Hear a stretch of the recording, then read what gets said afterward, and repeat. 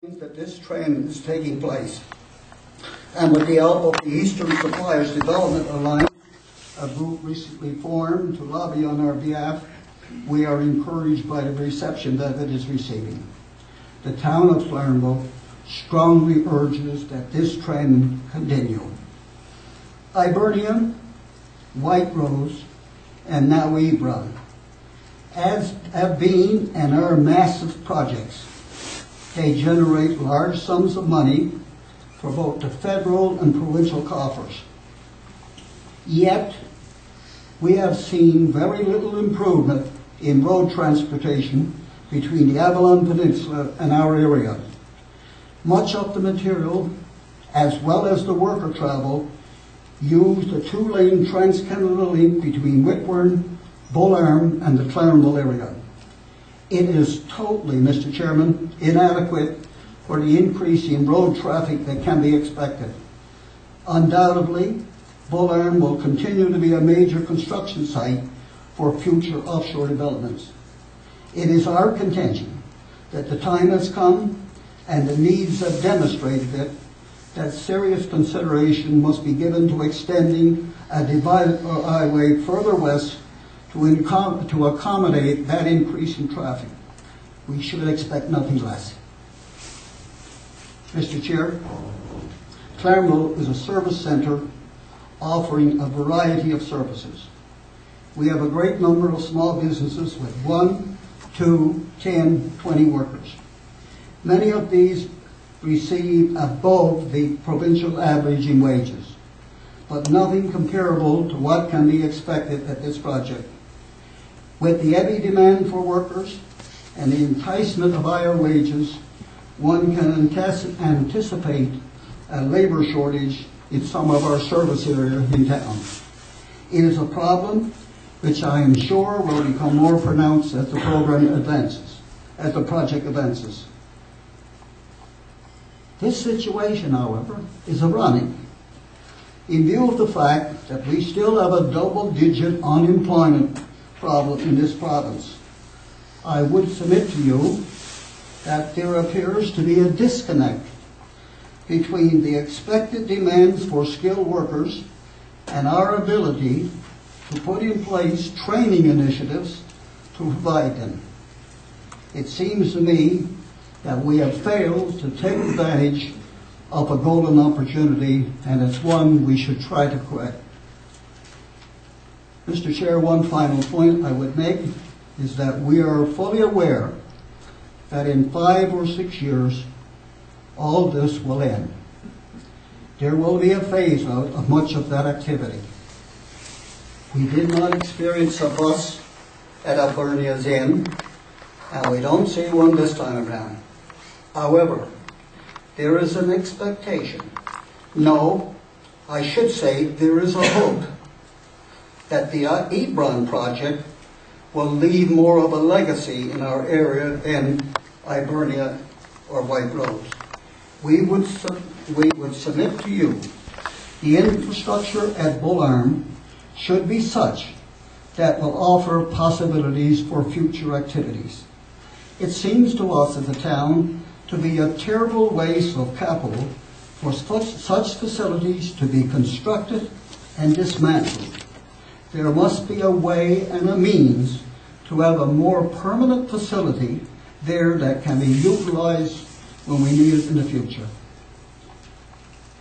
We are fully cognizant of the fact that this is a provincial, national, and international product.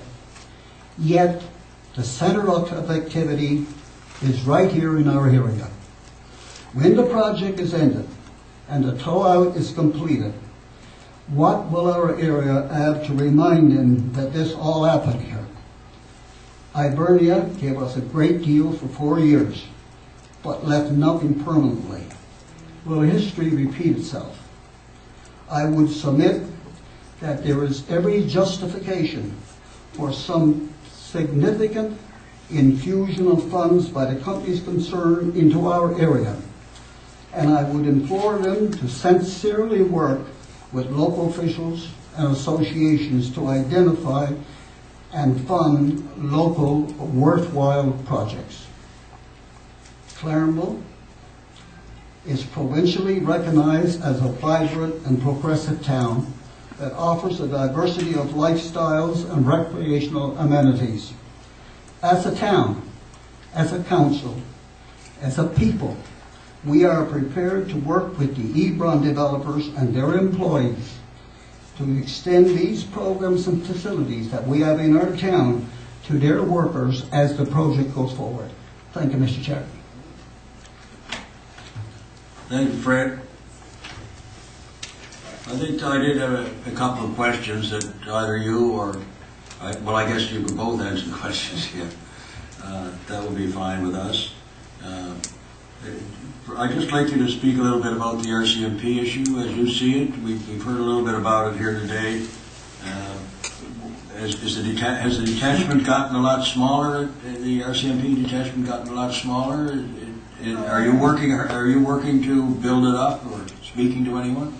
The RCMP detachment here has not got any smaller in the last number of years, but at the time of the Hibernia, this psychic developed in our area that there was something drastic going to happen because this giant program was in Hibernia. At that time, I can remember being on the other side, and I did not expect that. In fact, I got called over the coals by Atlantic Provinces magazine for not seeing what might happen. But I think I did see what might happen. I didn't think it would happen because I know the culture here and I know the people. And I don't think it's going to happen this time. RCMP right here now does a good job of managing this area. I'm sure if the situation develops that requires further officers there, the commanding officer in this area will see to it that there's an adequate force here. Okay. Another query I have that I'm curious about is your mention of the divided highway. And do you see, have you had discussions with the province or the federal government, or are you aware of anything good about to happen there? This is a personal question, really. No, we haven't, but I travel that highway a fair bit, as I'm sure most people here does as well. The road between here and Whitburn is not one of the best in the province. I would say that stretch, that 100-kilometer stretch, is about the worst in the province. It's got some of the highest hills. We have the Doe Hills there, which usually snowbound in the winter. I would say you fellows may have trouble getting back this afternoon. But the point is it's a very bad stretch of road. And I can remember when the Hibernia project was on the go.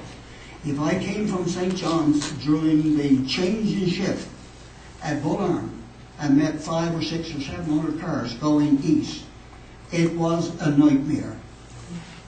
Some of those, that traffic trying to pass each other, fellows just coming off work after a 12-hour shift, trying to get to Whitburn, trying to get to Trinity Bay, or even into St. John's and the Argentia area. I think it's a problem that we should have identified before. I think it's a problem that needs to be given the utmost attention right now. And as I say, I don't think it's just a provincial, I think it's the federal government. And these projects, those 3 projects is generating in the vicinity of $20 billion. And you know, in the last number of years, and yet that road, I don't think has had $1 million spent on it at that time. I submit that it is a problem that needs to be. Otherwise, the accident rate there, the traffic that I'm sure might be generated by Hebron, which is a good thing, may cause us more stress. Yeah. Do you find that you were saying that you didn't? I was very interested in your comments that you didn't have a boom and bust occurring following the completion of Hibernia. I mean, you may have obviously some kind of a drop-off with Hibernia finishing, and you anticipated that, you know, you'll get a benefit from this, but the strength of the community, the economy of this area is now strong enough to continue, perhaps not at quite the level, but you come down a bit, but it's not a boom and bust. Is that correct? Did I hear that correctly? Well, I can remember the days of Hibernia, and the money You could go to our shopping center where the banks are on almost any day and not get a place to park. You go to Ford Motor Company and the Chev dealer here, you can, and they would tell you, look, we're selling pickups. It's just the same as if you're picking berries.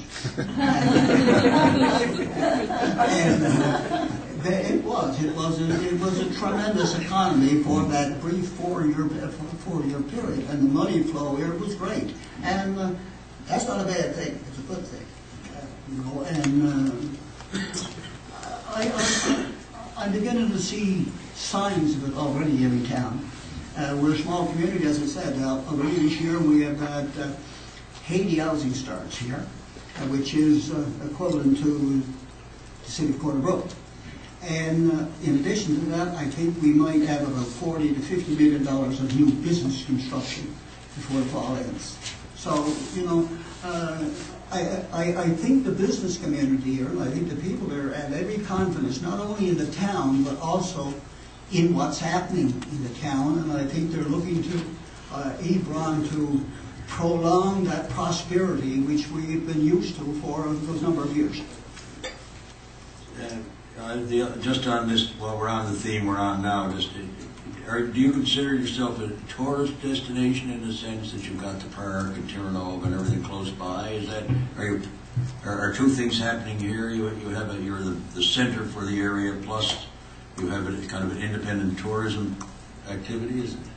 I think we're working towards that type of a concept for the community, but I think it's more of a lifestyle that they may have referenced here that we have to offer. The project is that we have programs that I think that you can avail of, and facilities that you can avail of. Although that will pose challenges for us because they're stretched to the limit right now. But we certainly will embrace the opportunity to have programs and projects that may enhance what your quality of life is going to be like out there. Yeah, I wonder if Jeff, you people could respond a little bit on where you see the kind of legacy or the continuing potential for and I think you've mentioned you're building a living quarters there now. You were talking a little bit about, you know, things that might generate a life after a major development. And you know, and you'll see the Bull Arm site, but there's really two pieces to it. There's the side that has the dry dock area, and that, even since Hibernia, has had several smaller projects happening there. And then the other side is the topsides area that has a very large fabrication hall, and that is the one where we're building the living, where we've identified that we can build the living quarters, and we're bidding that now. I think, you know, to me that could be something that could compete to build future living quarters, and there's no reason why it wouldn't be able to. And so you get out of that boom and bust type cycle that you go along and have something more steady along the way. So to me that has some opportunity to be a more sustainable thing than waiting for the large GDS projects. Well, I mean, that's certainly that, you know, that would be, is Nalcor taking the rest? It's Nalcor's property, is it, or is it yours? Yes, it's now we lease from Nalcor. You lease from them. Yes. So Nalcor, it would be Nalcor who would have to take up the concept of keeping this in place and moving some of these projects ahead, or would it tend to be, you know, a business group seeing an opportunity in any of those? You know, I think. People know that the facility exists, and they know that it is a large facility. They'll know that we've been using that facility. So I think it's well known that site exists, and that's evidenced by the several projects, some of the drill rig upgrades and things that have used that in the last 10 years, to say. So people know it's there.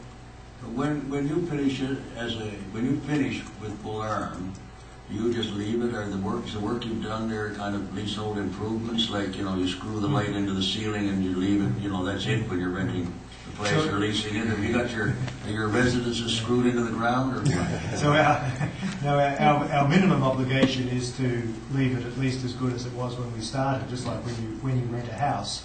But there will be other upgrades that we make that will stay there for the longer term.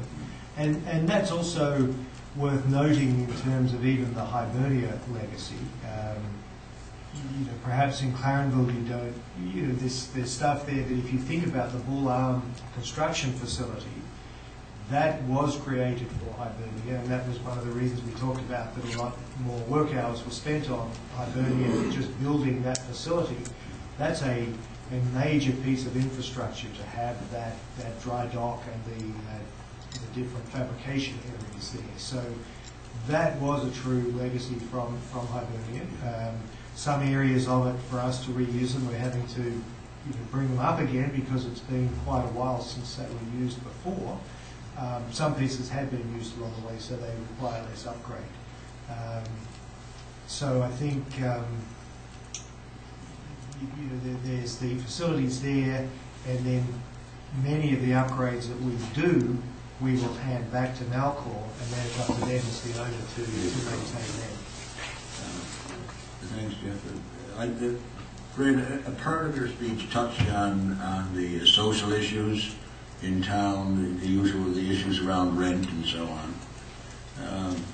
Have you been noticing a lot of those occurring? Have you got a sense of how difficult that might be? Are these new homes you spoke of, do you think they're being built for rental or people are got an anticipation they're going to rent at very high rates, and local people who've had been paying lower rents suddenly find themselves disadvantaged to the extent that they can't meet the market demand for rents and so on. What comments would you have on that? I mean, that's a pretty tough situation. It's happening, and I think it might have started,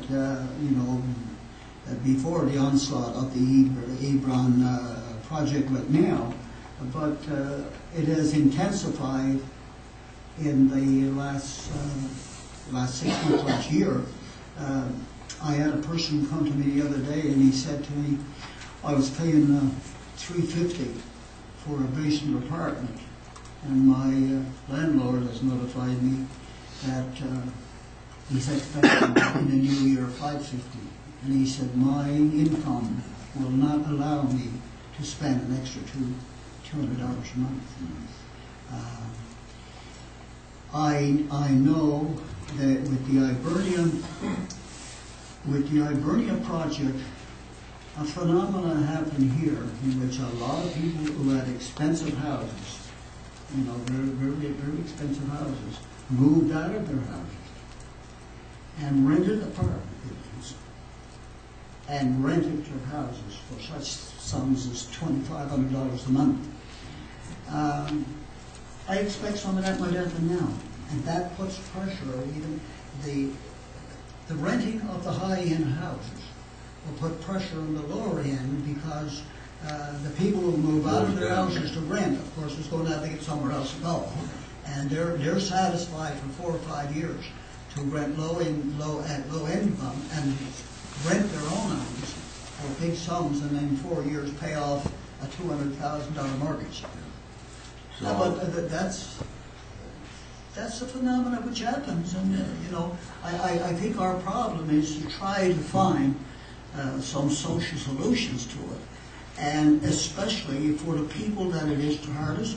We still have a number of people in this town who are in the $15,000 to $20,000 or $25,000 or $30,000 bracket per year, and my sympathies are with those people, because I wouldn't want to see some of those people endure any greater hardship than I know that they're, I can cite you examples of people who are just making ends meet, especially widows and senior citizens who have, are trying to maintain their own homes. Is there social housing of any kind? A bit of it here in Clarenville, but no great extent. Our biggest thing as far as housing is concerned, and we're fortunate in that regard, in that we have some local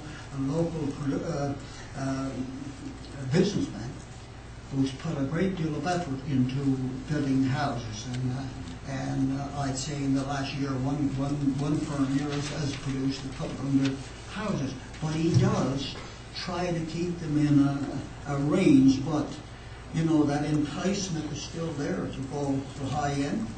And it's a provincial problem rather than just a local problem. And it's not only happening in the Clarenville area, it's happening all over, not only happening in Newfoundland, it's happening in Nova Scotia and the world. But still, it's not a problem, because it's everywhere else, it's not a problem that's going to go away. It's a problem that we as individuals with that concern should try to deal with. Yeah. So I guess you would be talking to the province and so on. There are movements underway here in the Clarenville. There are discussions. I think there was a meeting one day last week with one of the boards here to try to tackle the problem. But answers are not easy to come on because you know you can't fault the developer for trying to make money, and you know then on the other end, how do you fill that gap which is down there? Did you do traffic studies or anything of that kind, or capacity studies looking at the roads and what you would have anticipated? Is there have you got any sense of what conclusions you might have drawn on, whether you get a lot of cars going back to St. John's, and what is your conclusion on this? Well, I think our conclusion was, as the Mayor said, there's already some peaks in the traffic when if there's shift changes at the refinery, for instance, but no doubt the traffic will increase with the Hebron project. One of the things we've done is to establish communications with the RCMP to identify ways to collaborate on highway safety. I'm not aware of any specific studies on traffic. I'll check on that for you. Yeah. No, I suppose it gets right down to detail. I don't know if your shift changes, if there's such a thing as, you have stoplights and things like that occur when shifts are going off and so on and so forth. I just don't know. Well, some locations in the world we've done that, where we've actually worked with the local towns to put up specific stoplights if we identify a problem area, because at the entrance to Bull Arm or something like that. Because as I said before, we obviously spend a lot of time on safety in the workplace, but we're just as concerned about everybody getting to and from the workplace. And I know in the last project we did work with the local area, and we put up a traffic light in a place where it was going to be needed. So I think that's the sort of thing we look at. I think some of the other initiatives around busing, as we talked about before, can also help on the traffic.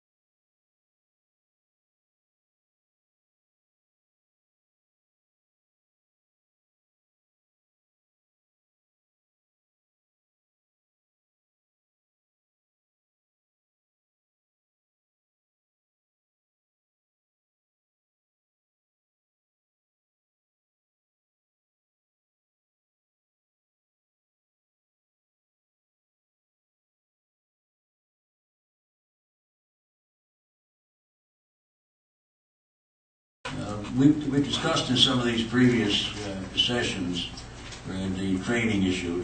Is College of North Atlantic here? Do you have, Yes. So, do you have is that a very full program here now? Are there a lot of young people involved? I'm not sure what the programs are, but I noticed there's representatives from the College of the North Atlantic here. If anyone wants to... Maybe they can, yeah, but well, we can add, they can present, they can actually say, we have a session coming up shortly. I think when the mayor's finished, actually, when you're finished, when I let you go, so to speak, you haven't been let go yet. No one's worried about, you only have to worry about getting let go during an election. Normally. Well, I think that we're pretty much at the end of, I don't know if you have any other comments you'd like to make, or No, just to reassert our confidence in this project, and to say that our relationship with the company up to this point has been very, very positive. I had to repeat again that only 2 months ago, the officials of the company were here and presented the hovercraft to our fire department, which I can tell you is greatly appreciated. And I think when some of the officials are in town, I know we have a group of engineers working here in one of our public buildings at 25:30, and I think they're enjoying their stay in town. So it's starting off on a very positive note, and I anticipate that this is going to continue. okay, thank you. Yeah, I was just going to reiterate that, and I think a lot of these issues, particularly some of the broader social issues, a lot of it's about communication. So if we can communicate what we see and the town what they see, and I think we have established those communication channels at several levels. So to me, that's the first step in trying to manage these issues. Okay, thank you. Yeah. We're going to have a session now. I think I may need Shannon's guidance on who I know we have, I think one speaker registered. Mr. Clerk has it already. Okay. And if there is someone from the College of North Atlantic who wants to comment afterwards, just informally and quickly, you can sort of put your head around the numbers and so on. Put my name on the list. Tilly, Paul. Okay. All right, we have Roland Henderson here today, and Roland wishes to speak on behalf of, I believe, the FFAW and the 3L fish harvesters. So, Roland, up to the microphone here on the floor, if you would. That's good. Thank you for giving me an opportunity to speak there. No, I was shoveling up my driveway. I didn't know this was on the go, so I heard it on VOCM, and I said, I was all fired up. Now all the fire's gone. But anyway, well, just a little bit of background on myself. I fished for 28 years myself, and I noticed Jeff, when he was making his speech there, he did not speak of the fishery at all, and I just want to let everybody know that we have a fishery on the go, and there has been, supplying work for this province for eons, and you did say you got a 30-year span for this project, which is good. I don't disagree with all the work it's going to create and everything else, but what do we do with our fishermen that's being displaced out there on the Grand Banks? This summer there was a couple of seismic vessels on the go out there. I just came from a meeting with 3L fishermen that were really ticked off with, they were out there shrimp fishing this summer, and they had a call saying, move out of the way, we're coming through.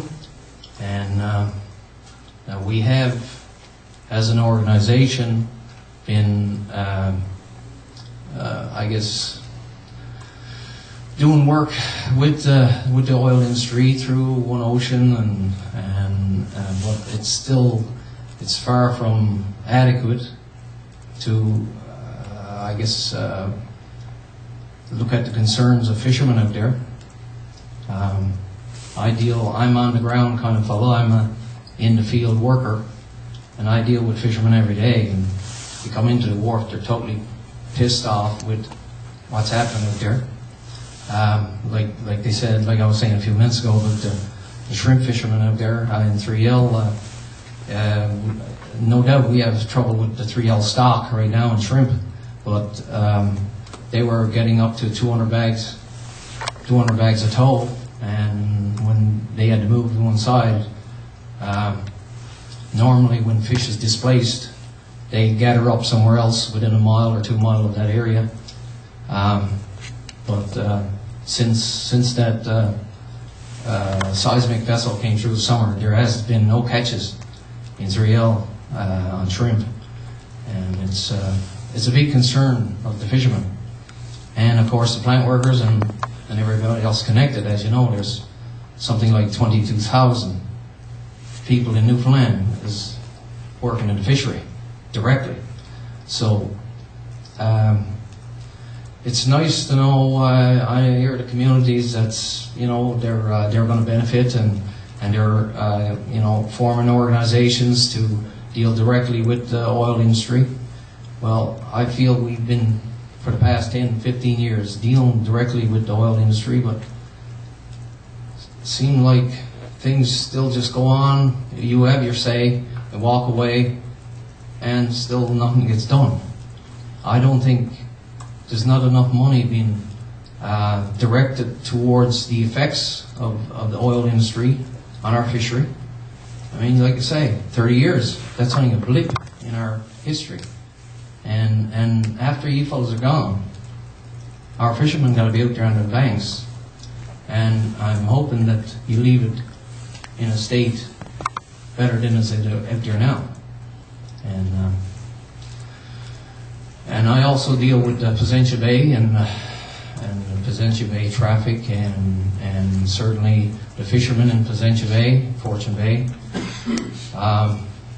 Oil activity down there, it's really concerning us. And some of the spills, we know we got oil, it's going to be spilled. It's when, it's not if, it's when this is going to happen. And we know it's going to happen. And we have been, I guess, going to the oil industry. We need, fishermen are used to the water. We know how to handle boats, we know how to handle gear. We should be well trained in any oil spills or oil spill, I guess, containment. I know that we got all our booms, oil booms and stuff like that. It's all stored in Donovan's industrial park. It shouldn't be there. It should be in strategic places around Placentia Bay in particular, where it can be quickly grabbed by fishermen and containment done fairly quickly. And I could go on forever, but anyway, this. I just want to. I know that Mr. McCurdy will probably be making a presentation later on. I didn't know that until I came in the room, and Kim here advised me that he would be making a presentation. But I just want to let you know that I work with a lot of fishermen, and they're really disappointed in maybe our provincial government as well as our federal government as well as the oil industry, that there should be more studies done into the effects of what's happening out there. We're told that this seismic don't make a difference, it might disperse fish, that sort of thing, but we don't know. We got equipment now, cameras that we can put on the bottom prior to a seismic survey and after a seismic survey, and we can see if there's dead fish on the bottom, then we know there's a problem. If they're not there, well then we know it probably got dispersed. And what are the effects? There should be more money put towards the fishery. Thank you. Thanks, Roland. I think you made some excellent points, and as you do say, Earl will be speaking later. We better be sharp if he's going to better you.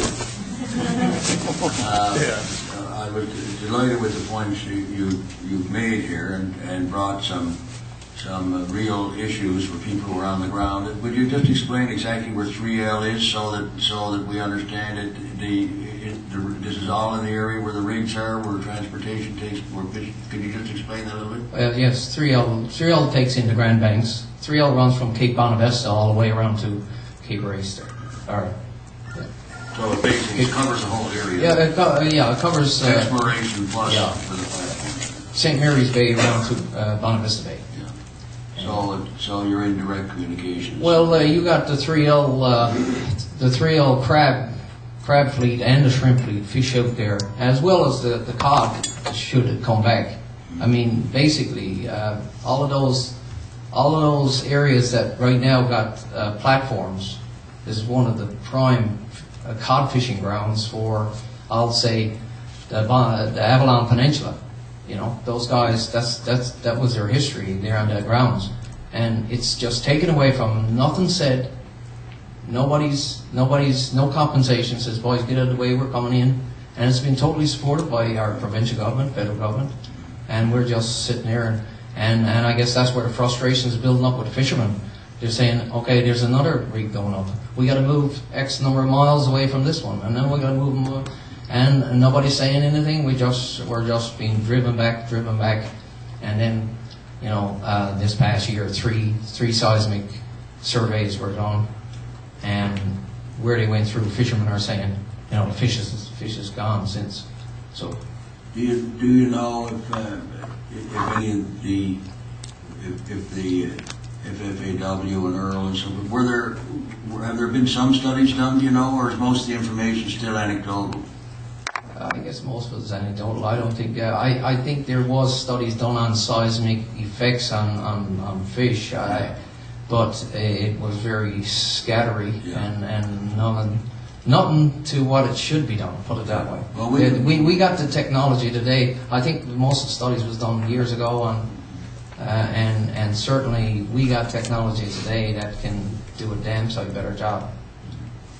Well, we can follow up a little bit on this, and you'll probably be talking to World and indicate that you raised some of these questions, and we'll see if we can find. We can see if we can find out a bit more information and get at it then as well. Yes. So that would I think we can do that. Yeah, I just want to say that certainly we had a council meeting. That's the entire fishing industry. We have our own council, and certainly it was a big issue at our council last week. And they're gunning for you guys. Certainly they want some meetings coming up this winter. And not to see what happened last summer. And they got their eyes on you guys. Okay, thank you very much. Okay.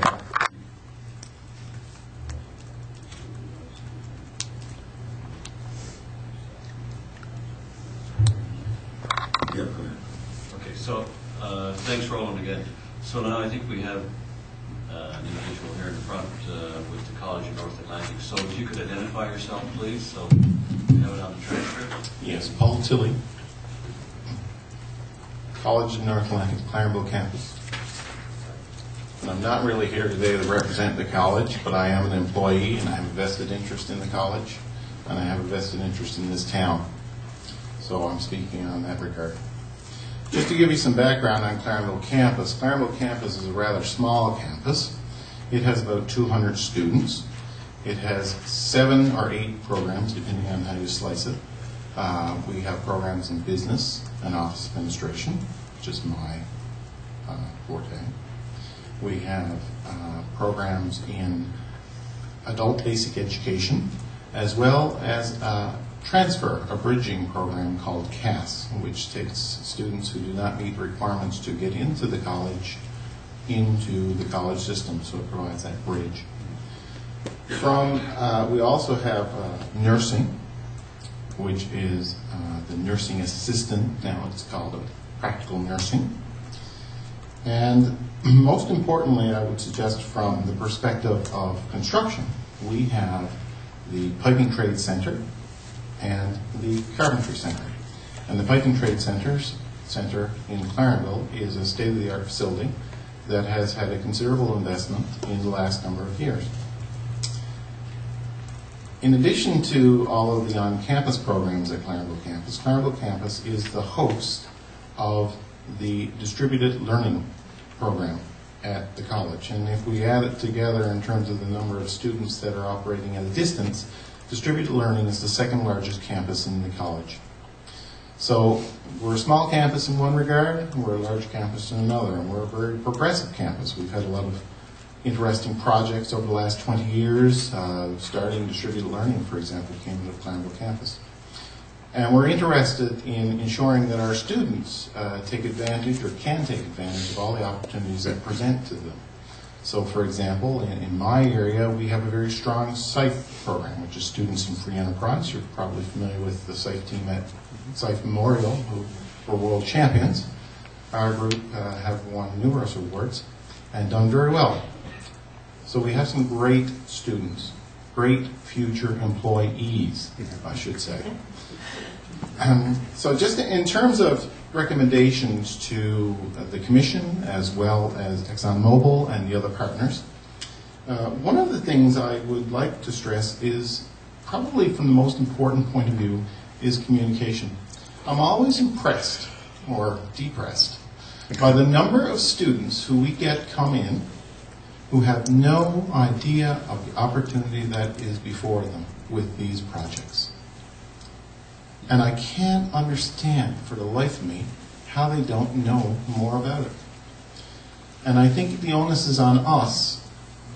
What I mean by us is the province, the companies, the college, the school system, to ensure that students know the opportunities and can make the decisions in school to get the necessary skills to meet, as Mayor Best has pointed out, the skill shortage, because we do have a definite skill shortage. And I think that if we could communicate that issue to people, it would do us a big service in the long run. Okay, so that's the first issue. The second issue, again, and I know Mayor Senior brought this issue up in Marystown, and that is the apprenticeship issue. With regards to trades, I listen to students all the time. We have many apprentices come back, and they always tell me they have a hard time finding work in Newfoundland, or more to the point, apprenticeshipable work, so that they can receive the necessary hours in which to go on to become a journeyman.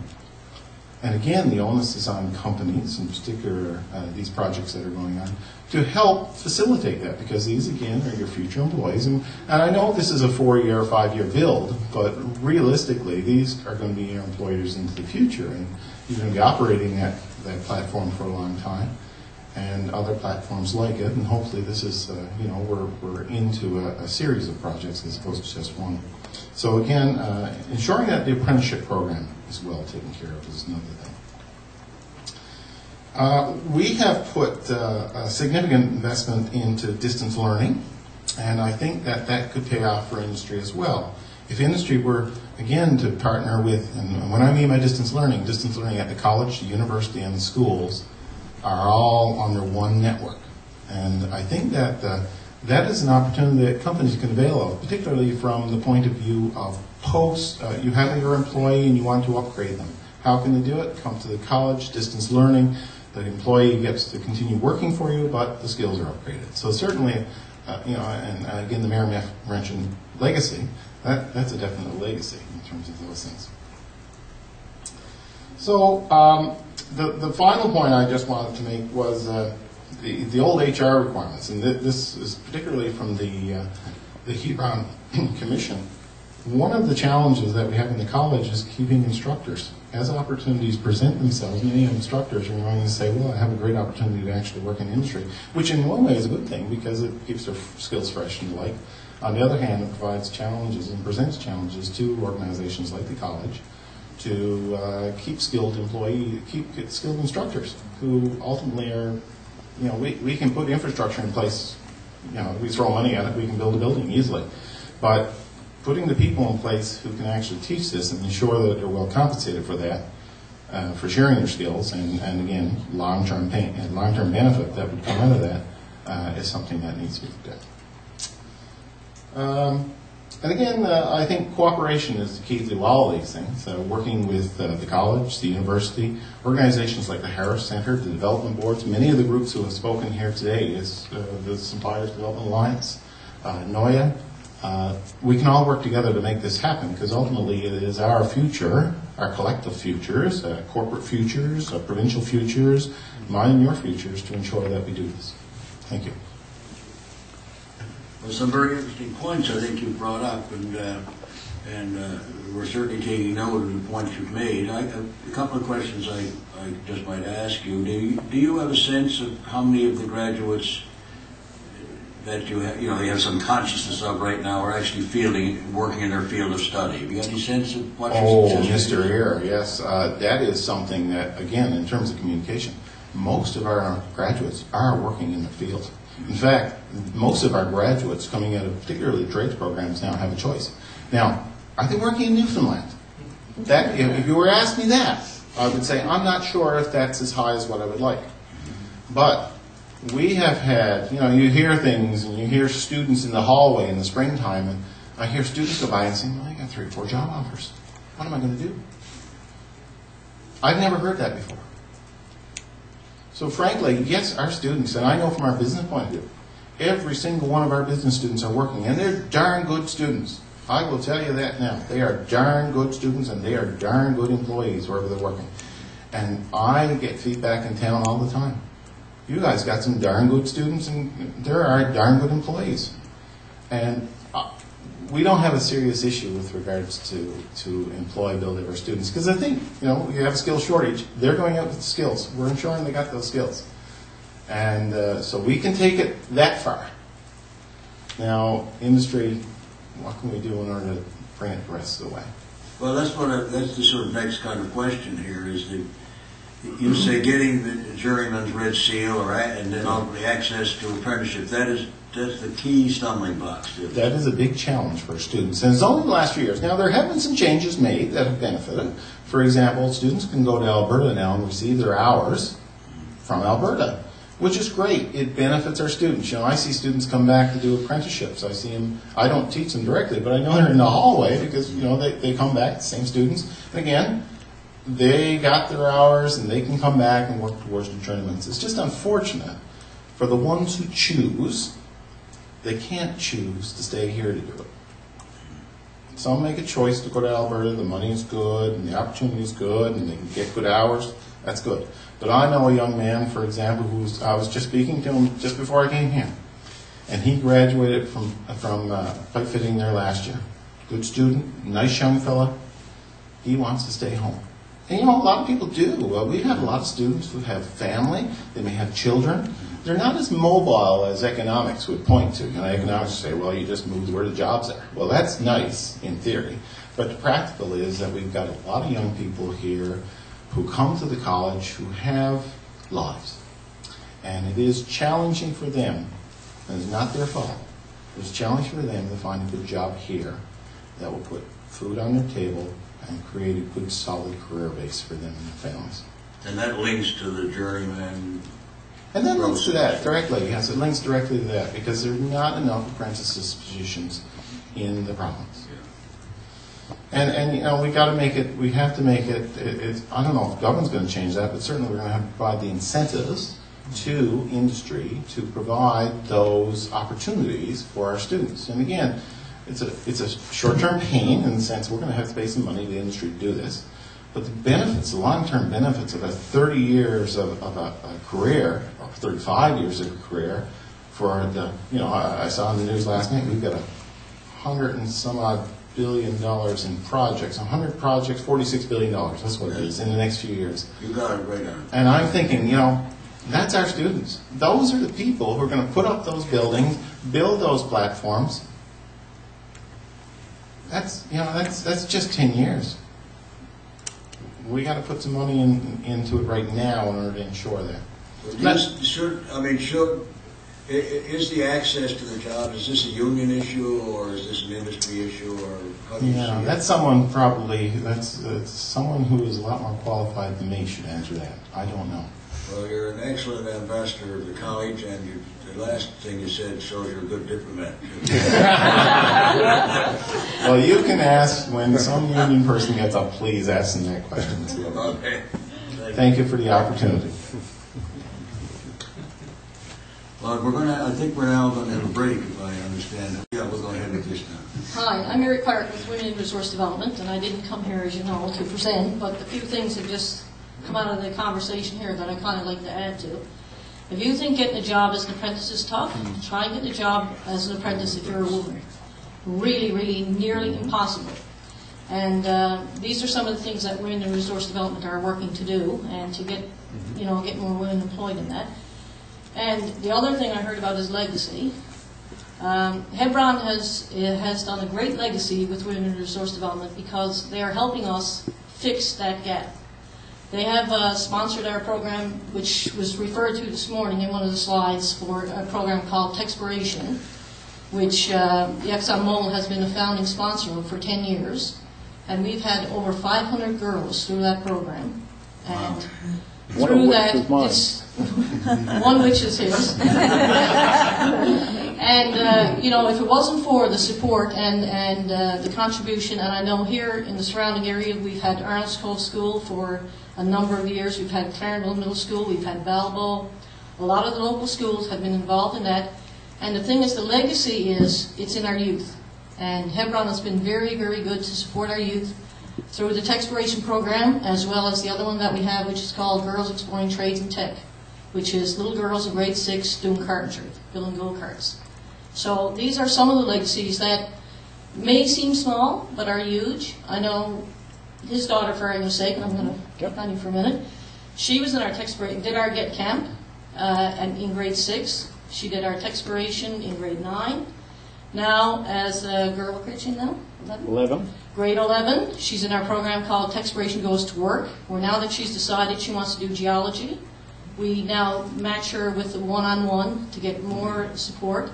And it's the same thing for some of the girls that want to do trades, because there is going to be a shortage, and we're hoping that people will see that the untapped resource is women, and through programs like Texpiration and GET, and the sponsorship of the Hebron Project and the Hibernia, and we've got 2 more projects that they are sponsoring that's going to be announced in the near future, and I just want to commend them for it and take a minute to do that.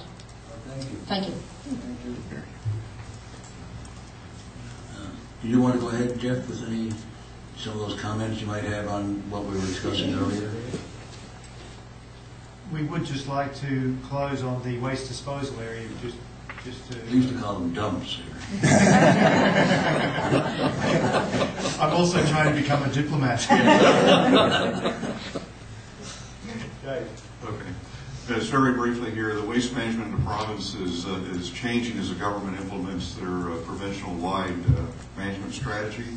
So as was brought up at present, Sunnyside Waste Disposal Site is certified by the provincial government for all waste except for the hazardous waste. And the Bullard site waste is managed by KKC, and at present, as was mentioned, they're using Sunnyside site. We expect that to continue as long as the site has the appropriate permits in place to be able to do that. A request for proposal has been put forward for long-term waste management, and hopefully that will be able to fit in that. The Eastern Waste Management is the new regional waste management authority for the area, and it has not yet finalized its plans for this area, which is, I believe, what the mayor was kind of reflecting on the state of matters right now. And just as a note, there's only one authorized company in the province to handle hazardous waste, and that was mentioned, and that's New Alta. So that's the only one that can handle hazardous waste.